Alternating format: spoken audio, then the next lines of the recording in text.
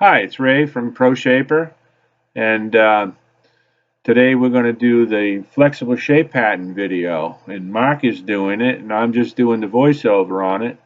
And first thing Mark did was pull this left front fender from the same E-Type that we're copying to make the nose for, or the bonnet for. And this fender has some of the sandwich rust conditions where that right angle pieces that holds the inner structure is actually perforated. So I said, Mark, let's work with the other fender, which we've already taken a dent out, and it's got still a few little dents in it, but that one was all clean. It has that little bit of sandwich rust on the top in the same spot, but not as much. So we thought this was a better candidate to copy. We're only going to make one flexible shape pattern using the same ingredients, the same type of tapes. And that's glow stick tape is in the middle, and towards the middle, the left side of the middle, and the blue tape is the vinyl, 1/8 inch vinyl tape. We use the straight edge razor blades, a pair of scissors, and some fine markers. So here Mark is putting the first of the low stick tape on, and these you want to cut the cuts of this tape really close and nice and accurately. Of course, we're going to speed this up because it takes some time to get these on. You see how he's putting that tape on very nice and making sure that it doesn't have any wrinkles in it. If you run it really nice and straight, you can leave a little gap in between. That's okay, as much as the 1/8 of an inch of a gap, but 1/16 is better.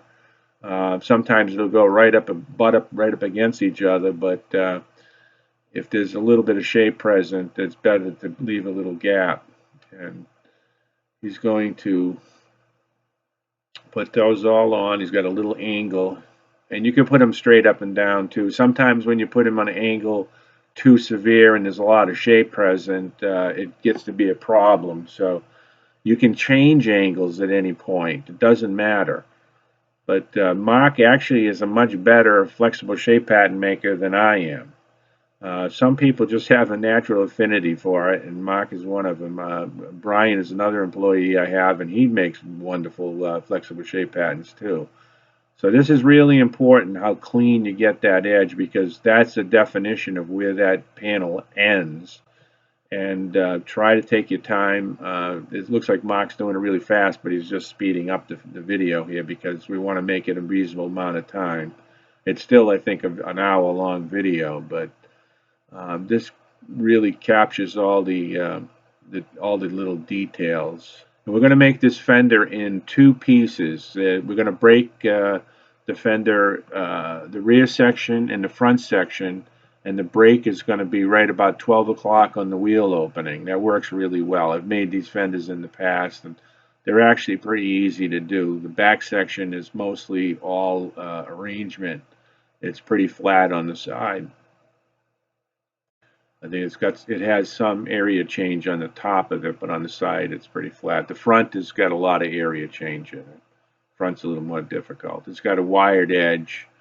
It has a lot of nice little features. It's a beautiful fender too, when it's all done. Now this tape we sell in our website, right on our website store, and we buy it in a large quantity, so we sell it at a very reasonable price. If you're using a lot of it, yes, you can buy it in a large quantity too, but we use quite a bit of it, so we have to buy it in a large quantity. We sell it 3 rolls of the low stick and 3 rolls of the shipping fiberglass reinforced shipping tape, and it's quite reasonable. Now, I want to thank everybody again for staying with us, and we've boosted our subscribers to over 10,000 on our YouTube channel. And when you get to 10,000 point, you can then have a deal with Teespring. Teespring's a company that makes T-shirts for us, and it allows them to put a sales point right on our YouTube video. So we now have a Proshaper coffee mug, a Proshaper T-shirt, and a Proshaper hoodie available at all our videos. So if you want to support this channel, it takes a lot of time and effort to make these videos, and I hope to do a lot more. I pursued the idea of doing for-profit videos. I made one, and it's on Vimeo. If you haven't bought that one, it's 99 cents if you want to stream it, and only $9.99 if you want to own it. And that was sort of an experiment to see how that all worked. And I'm much happier with doing the videos on YouTube. You get much wider distribution, and if you give us a little support by going to our store and also buying a t-shirts, that really help out. So here Mark has brought the tape up now to the blue vinyl tape barrier. That's at the 12 o'clock position, and what that acts as is a fence. The fence allows you to cut against with the razor, and you got to make sure that you don't encapsulate that blue tape. That's only that little barrier, temporary barrier, so that we create that line, and then what will happen is that will become the barrier from the front part to the rear part. So he's making the rear part now. He's going to cut right along that blue tape. Now what's going to happen is you're going to see the repeat of in the front section. He's going to put that tape on, and then a real important feature of this flexible shape pattern is that he's going to start marking the pattern up, and you're going to see that in a few minutes, or when he gets the front done anyways. What we've done over the years is we used to put all the marking on top of the second layer of tape, which is the fiberglass reinforced tape, which is the tape that kind of holds it all together. I call it welds it all together. This tape he's putting on is the low stick tape, which is the release agent. And like I said, we would, for years, I put the fiberglass tape on top of this, and then all my marking was done on top of the fiberglass tape. But as you use the flexible shape pattern, the oils from your skin, and that can vary from one person to the next, start to wipe off all the magic marker stuff, and you lose all your information. Now the great thing about this tape is it's translucent as well as a low stick, and there are some other brands out there that you find that are pretty common that are not translucent, and that's why I recommend you buy the good stuff.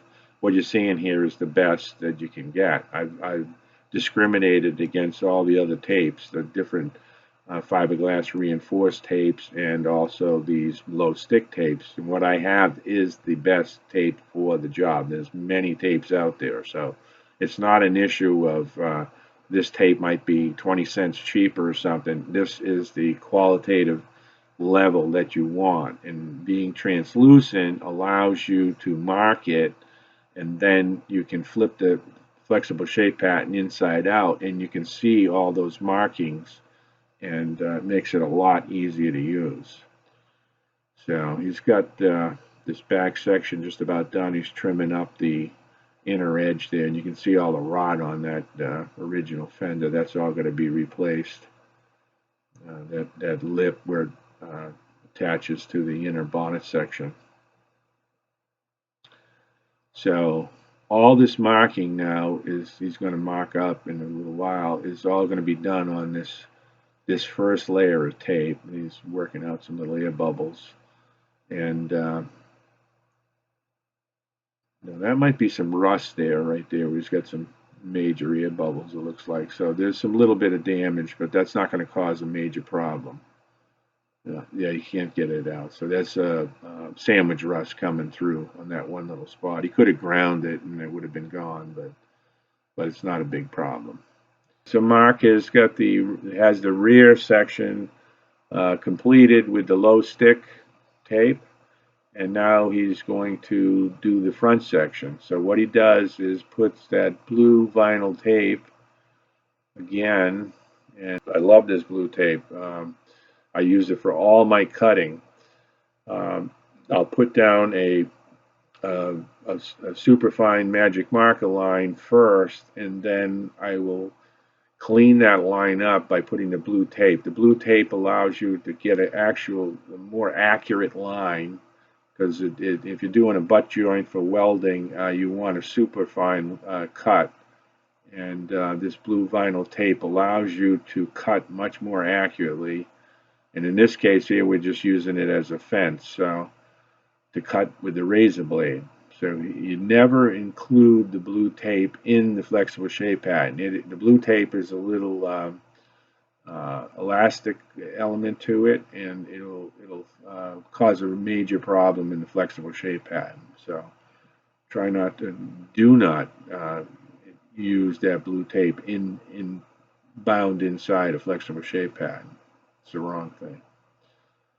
So see, he's going to cut against that blue tape right now. So carefully run the razor. And if you're copying a piece or Fender or whatever, you want to make sure that you don't dig into the base metal with your razor blade. It doesn't take much effort to cut that tape off, and it'll cut right very easy without scratching the base metal.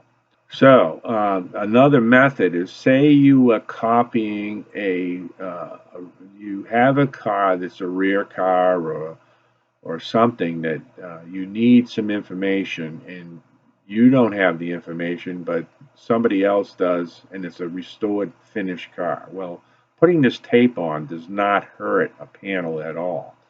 It's a low stick tape. It's much less than a masking tape. You can't use a masking tape because it's so sticky it won't come off. And this tape is a lot less offensive to paint than a regular masking tape. And a regular masking tape will not hurt paint. So if someone has a Fender or something that's already painted and you want to copy it, you can easily put the tape down, and then instead of cutting with a razor blade, which would be a problem with paint, you can scratch the paint or dig into the paint with a razor blade really easy.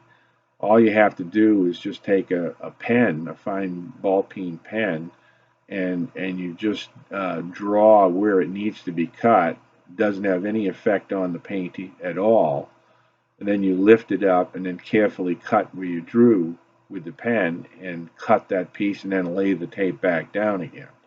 So there's a way to make this happen even if the part is all finished. Now what this flexible shape pattern does is it captures the area value of the panel, and it does it unlike any other method. It's a superb method, if not, I believe, the best method of capturing the area value.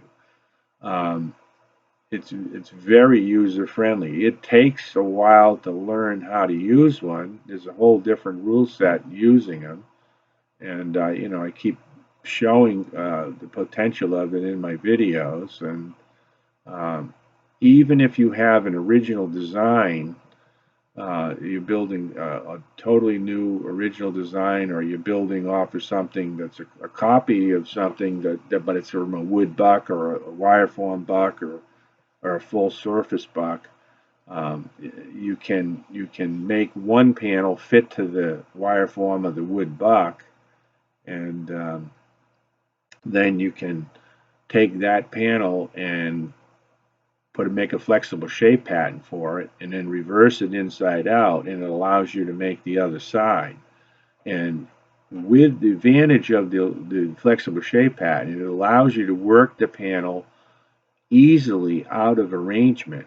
And that's the whole secret to shaping sheet metal for automobiles or planes or furniture or sculpture, is working panels out of arrangement. It allows you to take its full advantage of the tools that you're using, meaning that you can arrange the panel in a low crown way and use low crown tools with it, which you get a much better surface quality when you do it that way. If you're trying to use a high crown anvil or a high crown die in any type of sheet metal tool, it's going to mock up the panel. The low crown dies and anvils leave a perfect, nice surface. So you always should endeavor to use the lowest crown tool as you possibly can. And the flexible shape pattern, oftentimes, not all the times, if you're making a bowl shape and some other really high crown shapes that don't lend themselves to taking it out of arrangement when you're working, then you have to make the part in arrangement. But even so, it's very easy to read these flexible shape patterns once you learn the rule set. When you're fitting to a buck, you're constantly craning your neck underneath and seeing how it's fitting, or you're rubbing it. And there's all kinds of different little tricks you have to learn in order to fit to a buck properly. This is simply, you're filling the volume of this flexible shape pattern out. And once you filled it out, there's no more play between the flexible shape pattern and the panel. Just like the way this flexible shape pattern is being manufactured means that it's really nice and tight up against the panel. And when you're making the new panel, it's going to be the exact same thing. So the process is making this fit really, really tight against your metal. Now, if you overdevelop the metal using a flexible shape pattern, it'll tell you exactly what you did instantaneously. So you say you overdevelop it, and of course it's always in the center of the panel that most people overdevelop. What will happen is the closest edge to that where you overdeveloped, the edge of that panel will become loose. Previously it was tight. If it was just a standard compound curve, all the edges are tight on a flexible shape pattern against the surface. As you're developing it, they all stay tight. And if you overdevelop, they'll get loose. And if you have a panel with a reverse curve on it, the flexible shape pattern will have a loose edge. And it's just a matter of fitting the pattern to that loose edge. You've got to linear stretch the edge to bring the edge up to the pattern, or you can shrink the center of the panel. And that will allow that flexible, reverse curve to happen. So here's a case here. Mark is taking on the front section of this Jag Fender, where you have cutouts for the side marker light. And what happens is if you make the flexible shape pattern, you're going to lose a lot of strength of the pattern there because of that cutout. So I had Mark take a regular cereal box, which is like almost a poster strength paper, and I'm having him cut it out, and to support that in the back, and he's going to duct tape that in, and that'll give us a surface to copy with the flexible shape pattern, and you won't have to have those cutouts, and the flexible shape pattern will have a lot more strength. So he's going around the cage nuts and stuff in the back there, and take a few minutes to do that, and then he'll just tape that all in with duct tape.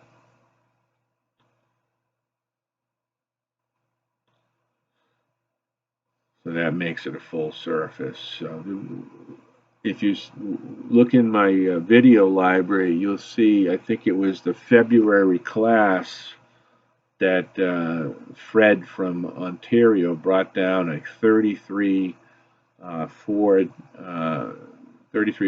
left front fender, and it was a fiberglass fender he brought down, and he asked if we could make that in the class in aluminum. And I looked at the fender, and I've seen a lot of fiberglass pieces, and most of them are horrible, and this is the best one I've ever seen. The quality of the mold must have been superb. Somebody knew what they were doing when they were working with fiberglass, and the result was this fender was absolutely perfect. And it wasn't Bondo filled or anything. This is the gel coat we were looking at. And I said, wow, that's great, because the 33 Ford Fender is a beautiful looking fender. It has as much complexity as any panel that you'll ever make in doing any coach building. It has all the little reverse curves inherent in it, and it's got beading, and it's got wired edge. It's got all kinds of cool stuff. And it's one of the most, it's a pretty difficult level panel to make. And if you watch that video, it's pretty amazing. We had 4 people that were working on it, plus myself. I was given the guidance, And the left front cheek panel, that was my demo panel that I did to show them how to make the flexible shape pattern and how to develop that panel.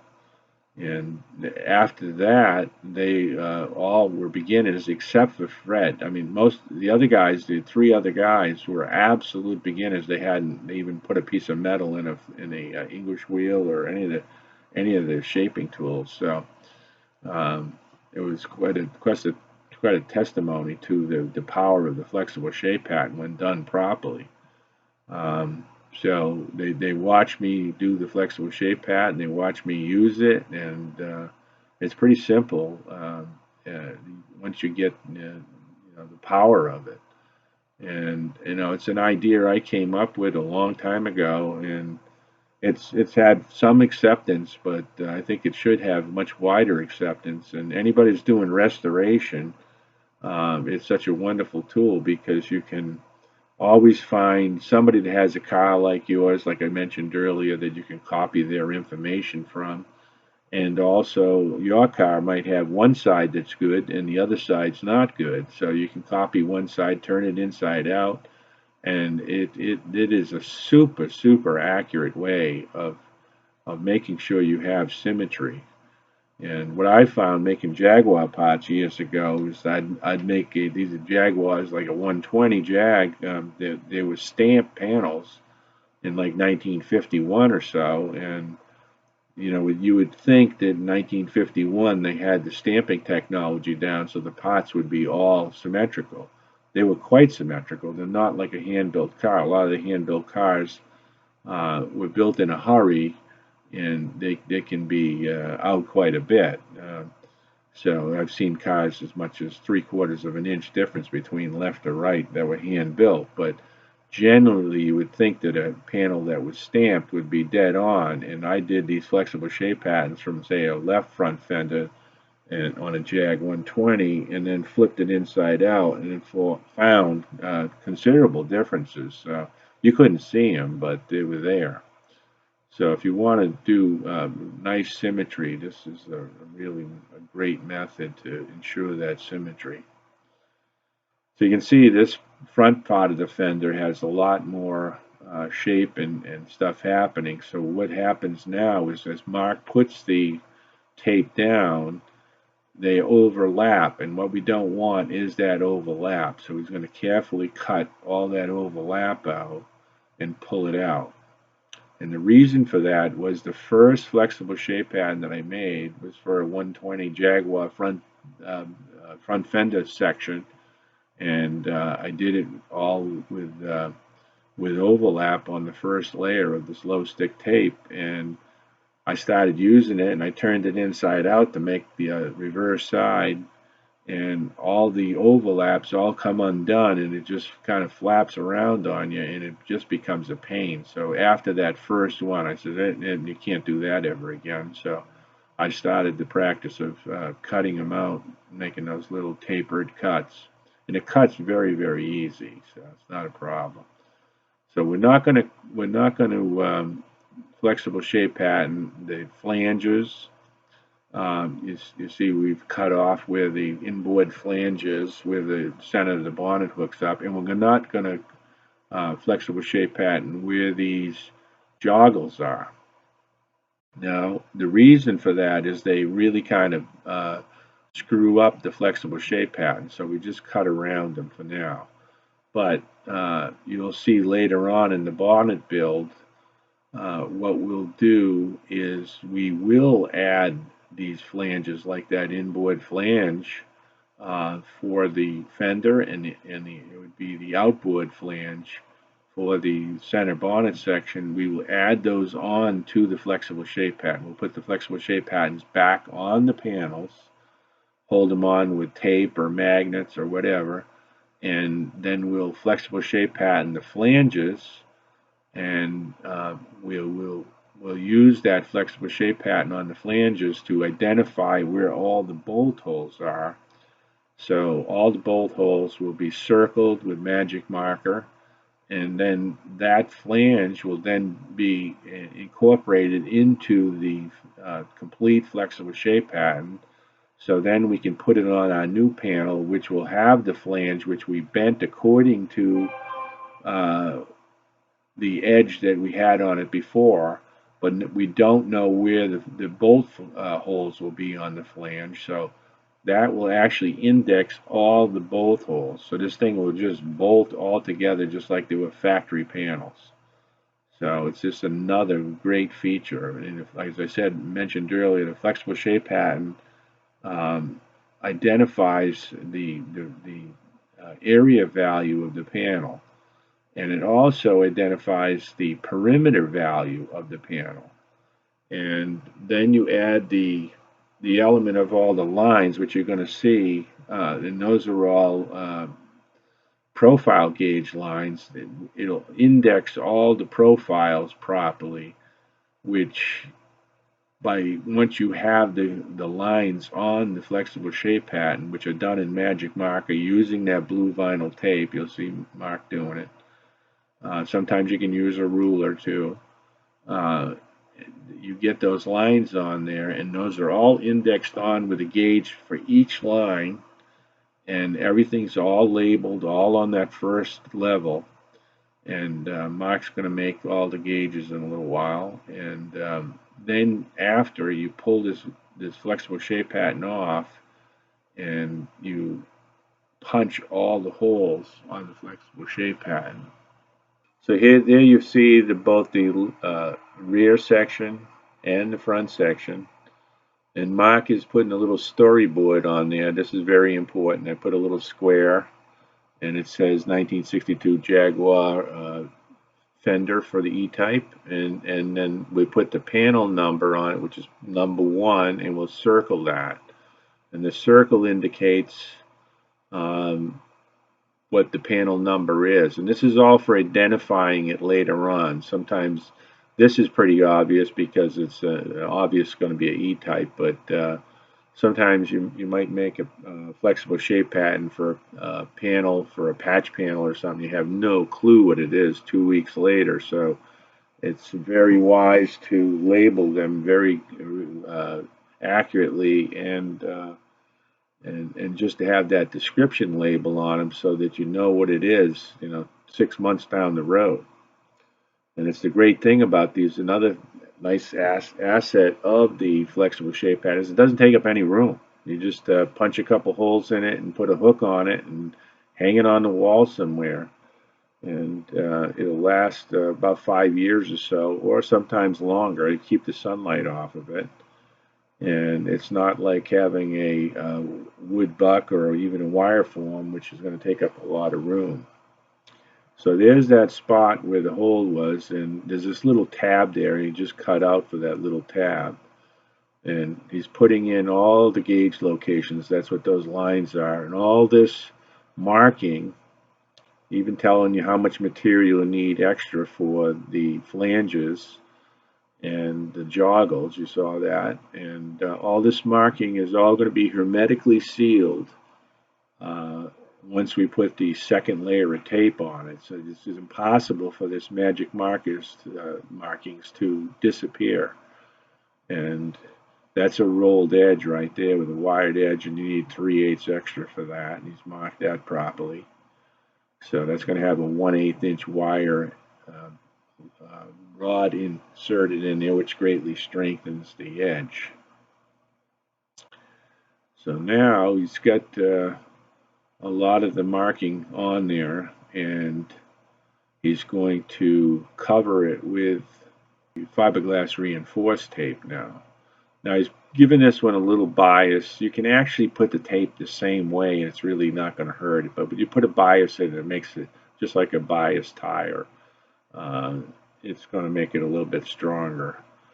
Sometimes this can be a pain because when you get into the high crown areas, it gets troublesome. And again, you can change direction with this tape. You can overlap it, even if you have a couple layers in some spots because you overlapped it a lot. It's not going to be a big deal. Now, this tape is the fiberglass reinforced, very sticky tape.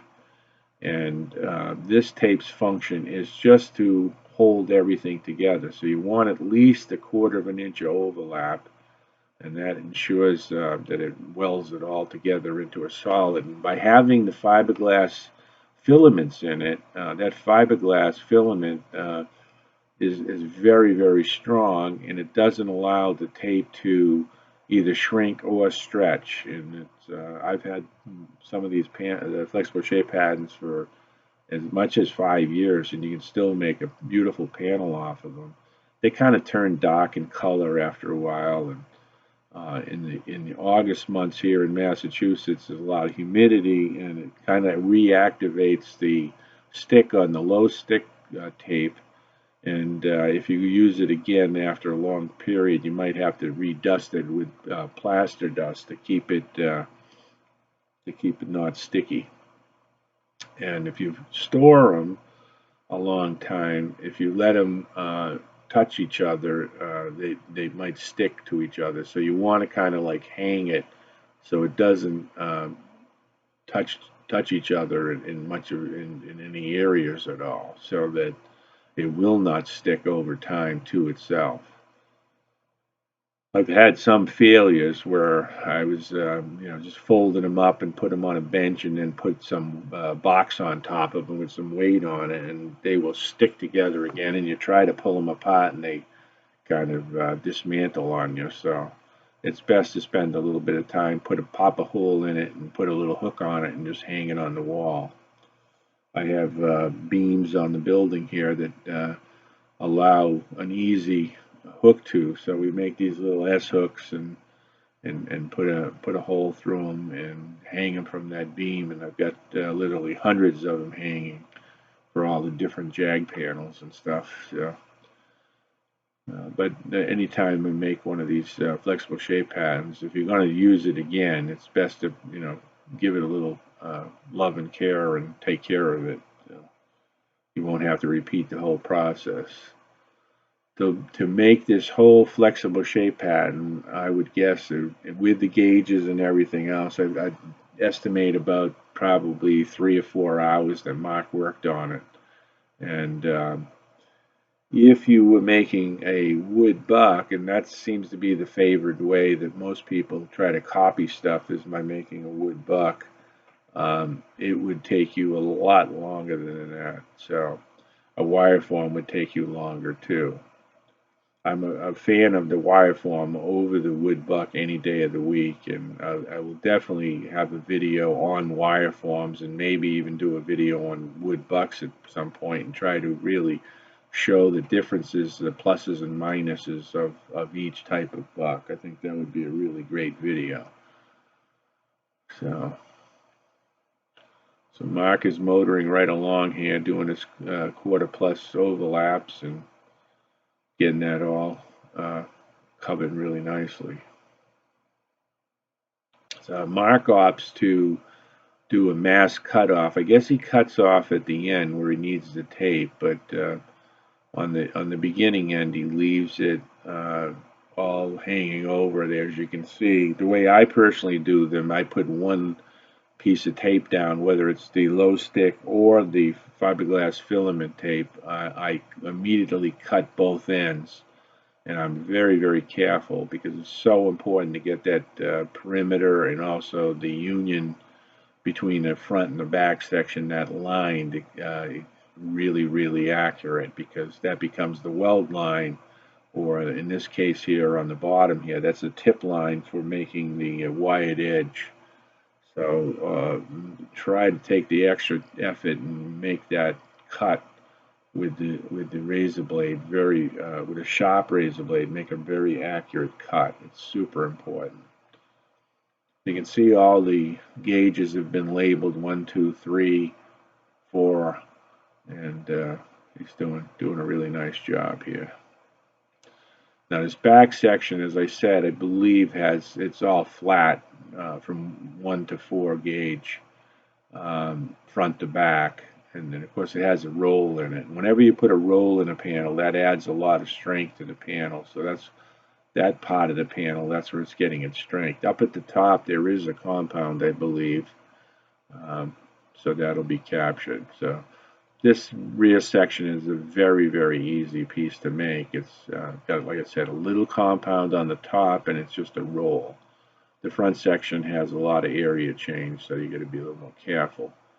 So here's Mark cutting between the front and the rear sections of the flexible shape pattern here, and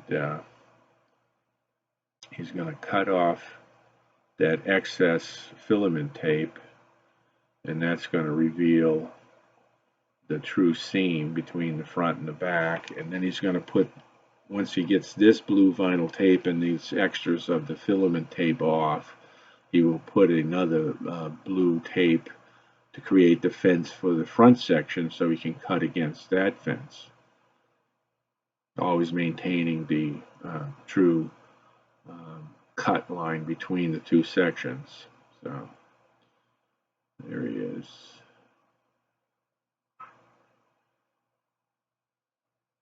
That's where number 7 gauge is also. So now he's putting the blue tape on the left side of where that cut's going to be, where the weld joint will be. So when he does the front section, he cuts right against that blue tape.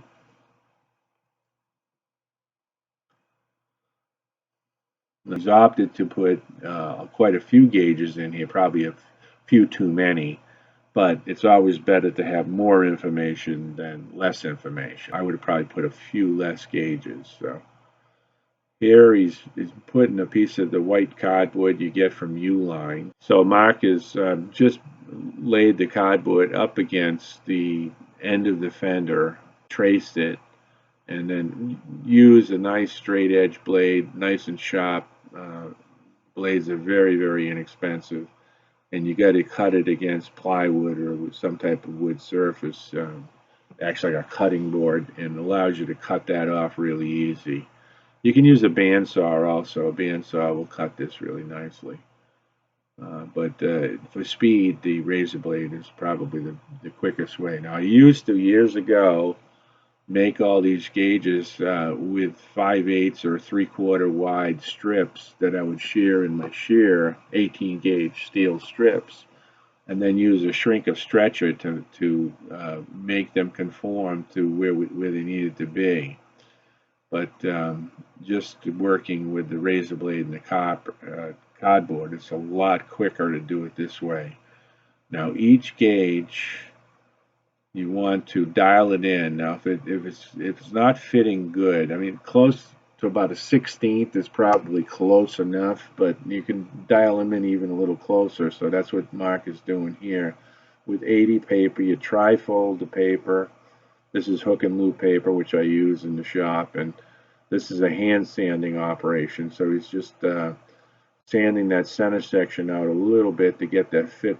So Mark is carefully dialing this in with a little sandpaper. It doesn't take much, just a few strokes of the sandpaper, and you can knock probably 20 thousandths off on this cardboard. And you got to feather the edge a little fuzz builds up on the edge of where you're sanding. So yeah, there's a little dent there, so we've got to ignore that. That's just showing. The video is showing the light coming through that dent. We're not going to reproduce the dent.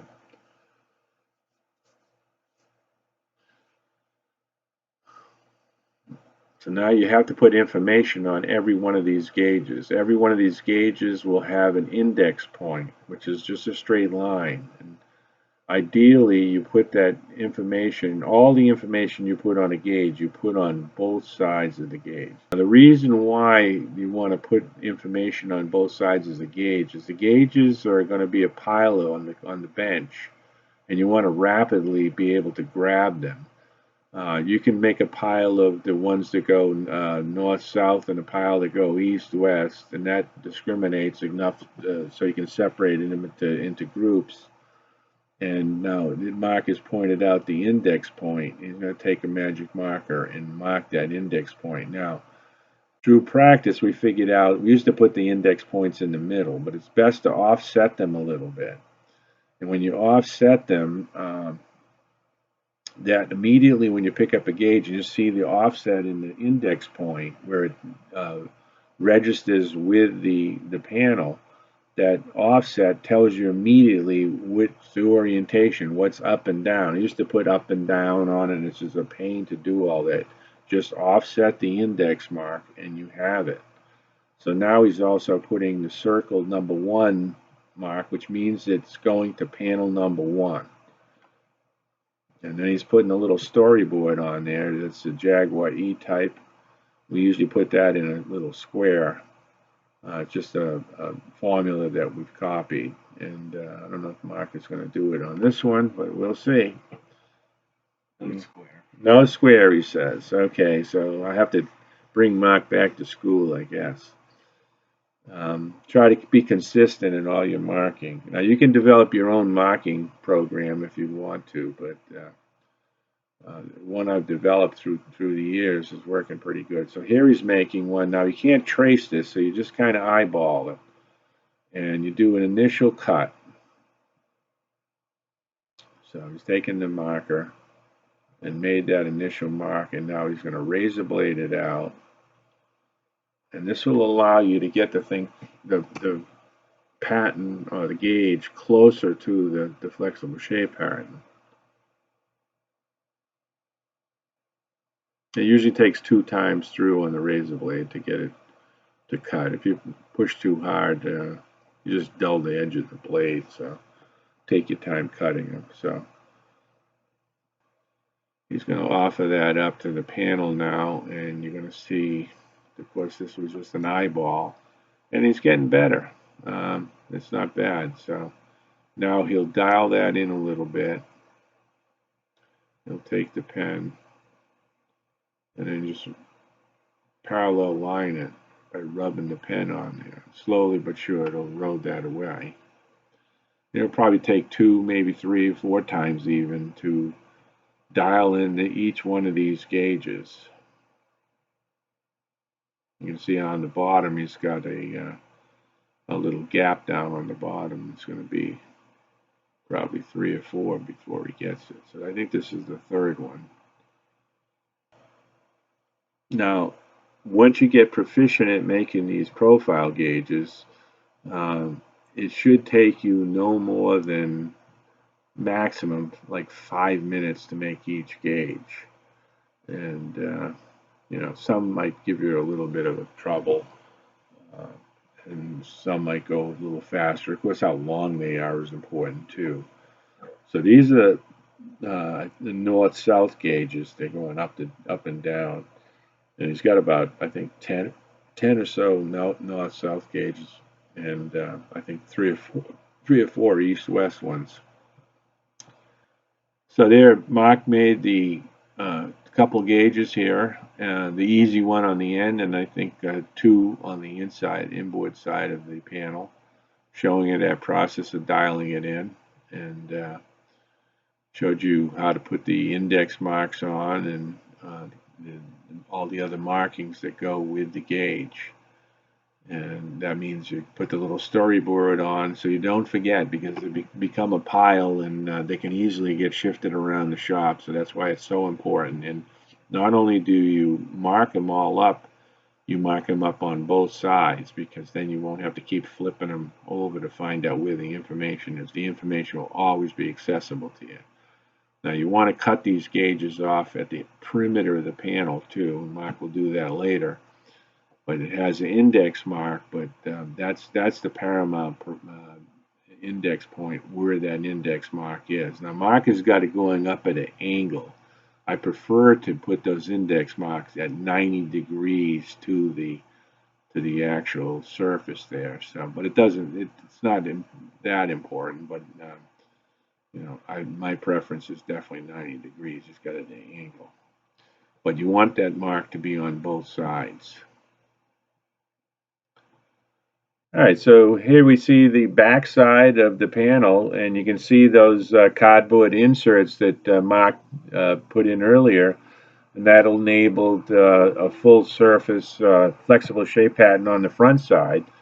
Like I said, if you didn't put those in, you would have a kind of a really loose bottom part, and the flexible shape pattern really wouldn't be able to do his job right.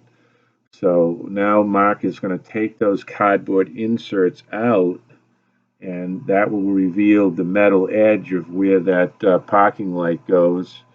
And now taking a fine magic marker, he's going to outline exactly where that edge of the panel is cut, and that'll enable us to make the panel as a full surface when we make the panel, and then we will use the punches and punch through the flexible shape pattern and mark the new aluminum panel that we're making, and then we'll have a perfect index cutout exactly where it needs to be. That's another example of how powerful a tool the flexible shape pattern really is. This is dead on accuracy every single time, left or right. Turn it inside out, and you're going to be right on the money. All the edges will be right, all the joggles and all of the bolt holes and the welding position from the front section to the back section. All that is going to be right on the money. So here you have it. We're going to end up with a completed flexible shape pattern. And we showed the spot in the back where the little light marker light was and how we would mark that. And the next step would be pulling the flexible shape pattern off, which we're not going to show in this video. Keep watching. This is Ray Chalene from Proshaper Sheet Metal in Charlton, Massachusetts. We'll try to keep these videos coming. Thank you very much.